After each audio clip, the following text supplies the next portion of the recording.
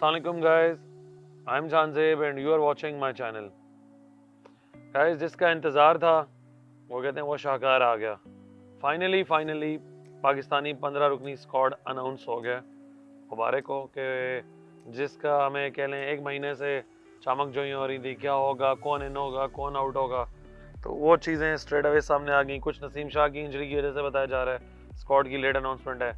कुछ चीज़ें selection committee, captain, technical committee, chairman, उस चीज़ों को भी लेके नहीं। कुछ चीज़ें वाइस कैप्टनी से भी रिलेटेड थी, तो काफ़ी इश्यूज लेते। लेकिन जो अब फाइनल स्क्वाड आ गया, ठीक है, वही हमारा स्क्वाड है, वही खेलेगा इन केस की कोई इंजरी वगैरह नहीं हो जाती। मैं स्क्वाड को आप लोगों के सामने रख देता हूँ, ठीक है, मोस्टली लोग देख भी चुके होंगे। Babar Azam captain, Shadab Khan once again vice captain, it's a big question mark. लेकिन बाबर, पीसीबी चेयरमैन ने जैसे कह दिया कि उसको बाबर ने बैक किया है, और जब बाबर ने बैक किया तो हमने लेके चलना है। Let's hope for the best, it's a do or die chance for Shadab. Abdullah Shafique, Fakhar Zaman, Iftikhar Ahmed, Imamul Haq, Mohammad Rizwan, Saud Shakeel, ये हमारे बैट्समैन सॉलिड जा रहे हैं, ठीक है। ऑलराउंडर्स में हमारे पास आ जाते हैं आगा सलमान, मोहम्मद नवाज, मोहम्मद वसीम जूनियर, शादाब खान। बॉलर्स में हारिस रऊफ, हसन अली, शाहीन आफरीदी, उसामा मीर। ट्रैवलिंग रिजर्व्स में मोहम्मद हारिस, इब्रार अहमद एंड जमान खान। टोटली 18 रुकनी स्क्वाड है, जिसमें 3 ट्रैवल रिजर्व्स हैं जिनकी इन केस ऑफ इंजरी ज़रूरत पड़ सकती है। इस स्क्वाड को देखते हुए जो मुझे भी डर था और बाकी लोगों को भी, कि काफ़ी हद तक कुछ चीज़ें पीसीबी से भी गलत हुई हैं, कुछ बाबर आजम की भी चली है। जैसे मैंने इंजमाम के स्टेटमेंट सुनी, मुझे कहने के लिहाज से बड़ा दुख भी हुआ कि आप सिलेक्शन कमेटी के हेड हैं और आप हेड ऑफ सिलेक्शन कमेटी होकर बात कर रहे हैं कि जो फ्लो पहले से चल रहा है, जो टीम साल 2 साल से कप्तान ने बनाई हुई है, तो हम उस पर ज़्यादा नहीं करेंगे उखाड़ पचाड़। बात आपकी ठीक है, लेकिन जब वो टीम परफॉर्म कर रही हो तब आप उखाड़ पचाड़ ना करें ना। किसी भी फील्ड में, किसी भी जॉब में, जब वो टीम परफॉर्म भी नहीं कर रही, वो अंडर परफॉर्मिंग है, और उसके बाद आप ग्लोबल इवेंट खेलने जा रहे हो, क्या उस पर भी उखाड़ पचाड़ नहीं करोगे तो भाई कब करोगे? पाकिस्तान की टीम है, अगेन कह रहा हूँ। लेकिन इनसी भाई थोड़े इन्फ्लुएंस लग रहे थे, उन्होंने स्ट्रेट अवे पहले ही बता दिए कि भाई जागते रहना, मुझ पे ना रहना, मेरा कोई इनपुट नहीं है।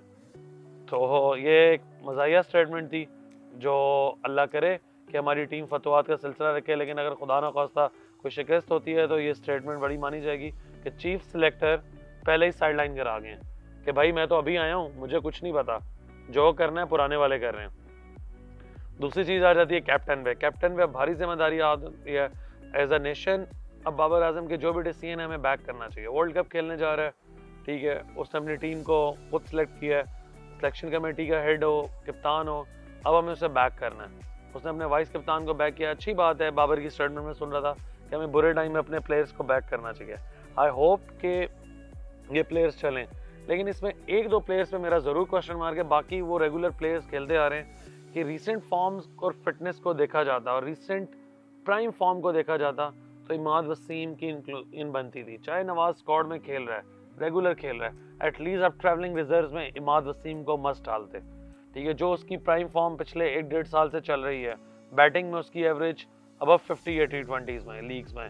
आपका वो पास सॉलिड बॉलर है और न्यू बॉल का बॉलर है। इंडियन विकेट्स पे वो न्यू बॉल बॉलर चाहिए था हमें।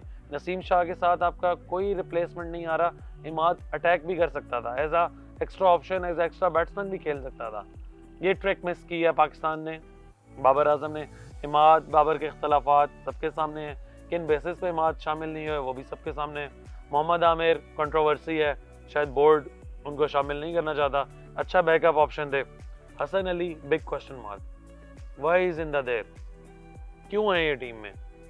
2-2.5 साल बाद ये आ रहे हैं, किस लिए आ रहे हैं? जो जिस तरह मुझे इंजी भाई की स्टेटमेंट वैसे मैच की जाए, कहते हैं उसका कोई रिकॉर्ड नहीं था हिमायत का वनडे खेलने का, तो हसन अली का कौन सा रिकॉर्ड था? हसन अली की एवरेज स्टैट्स तो उठा के देखें। आपको क्या पूरे स्क्वाड में हसन अली मिला? इससे बेहतर था भाई रिजर्व की जगह जमान खान को डाल लेते, इससे बेहतर था आप शाहनवाज धानी को डाल लेते, जिनको आप 2 साल से कैरी कर रहे हो।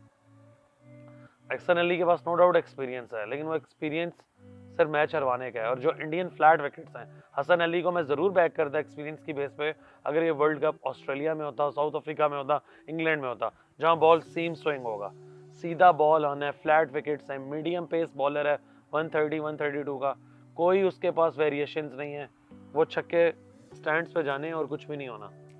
बहरहाल एज आ नसीम शाह की रिप्लेसमेंट हसन अली आए हैं, तो मैं सुभान अल्लाह ही बोल सकता हूँ कि अल्लाह ही मालिक है, फिर चीज़ें अल्लाह पे छोड़ दी जाएं, फिर कुछ रिजल्ट्स तो सामने होते हैं। World most dangerous bowling attack हमारी टीम को समझा जा रहा था, और वो ही मुझे इस टाइम वीकेस्ट लिंक लग रहा है। ना हमारे बॉलर्स की स्पिन हो रही है बॉल, ना हमारे फास्ट बॉलर्स में वो रिदम बचा है। नसीम शाह से काफ़ी जानती, शाहीन को, हारिस को।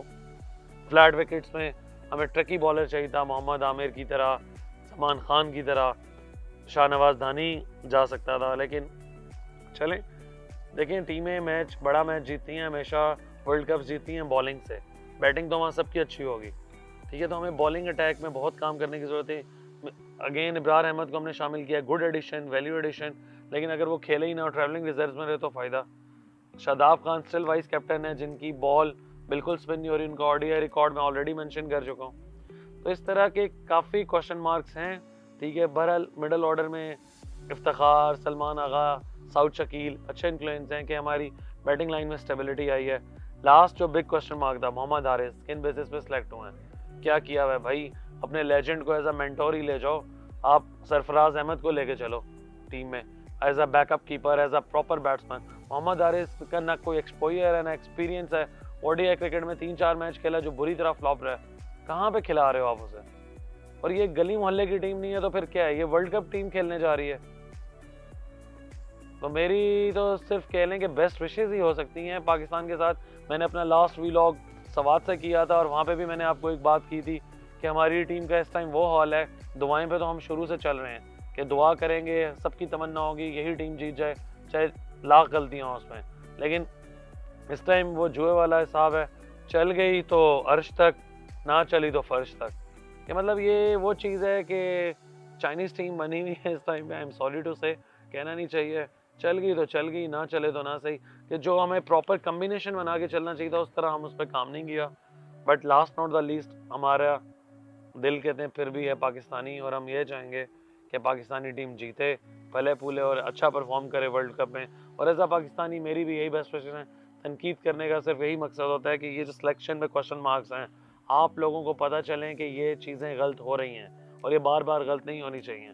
और मैं क्रिकेट बोर्ड से लास्ट कहूँगा, अल्लाह करे कि बाबर आजम वर्ल्ड कप लेके आए हमारे लिए, लेकिन अगर चीज़ें इसके ऑपोजिट होती हैं तो क्रिकेट टीम में कप्तानी से लेके हर चीज़ में ड्रास्टिक लेवल की चेंजेस करने की ज़रूरत है। लास्ट में यही कहूँगा, best of luck team Pakistan, और जिस स्क्वाड को जैसे भी है, अच्छा है बुरा है, अब हमें इसे बैक करना चाहिए। गुड लक टीम पाकिस्तान, अल्लाह हाफिज़।